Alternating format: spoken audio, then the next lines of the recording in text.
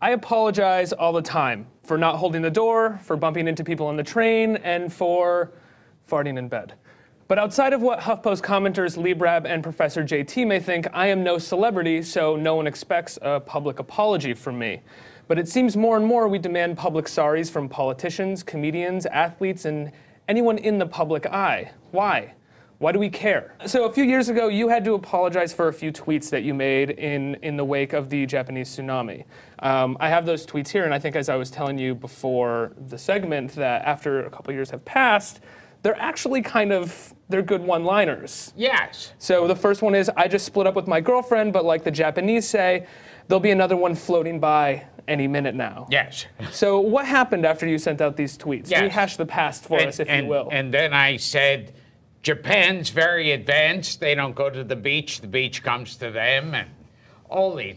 Am I going to get in trouble if I laugh? Yeah. Am I going to get fired? See, that's what was so funny. Well, right after this happened, I sent out all these tweets, as I always do, as I did like the first joke about September 11th. Whenever there is a disaster, even before the internet, there was usually about 8 jokes that came out immediately on that disaster. So with this, I came out with a bunch of jokes about the tsunami that was going on. And when I got back, I found out on the internet that Aflac had fired me. When I was on these shows where these newscasters would go, how can you joke about a thing like that? Off camera, they would say to me, hey, you know, a couple of those made me laugh. Which newscaster said that? Oh, there were so many, so many. It was happening. And it was like, it's one of these things where it's like, people would say to me, well, don't you know what a horrible tragedy and disaster that is? And I go, yeah, that's where the joke comes from. Right. Is that you are aware of it being horrible.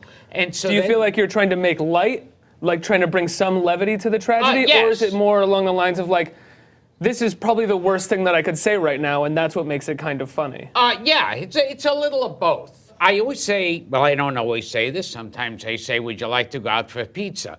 But I always say, like when you're at a funeral, and you'll see when people go up to the podium to talk, they'll always say embarrassing, funny stories about the person in the box. Of course. And then you'll see people sitting on their benches where one's going like that, and the other one's like, you know, and they're covering their mouth like, we shouldn't laugh at. There's always around funerals and death and tragedy, there's always an element of manic hysteria, you know, where you go from extreme tears to extreme laughter because you're just searching for the correct emotion, and they're all kind of manic.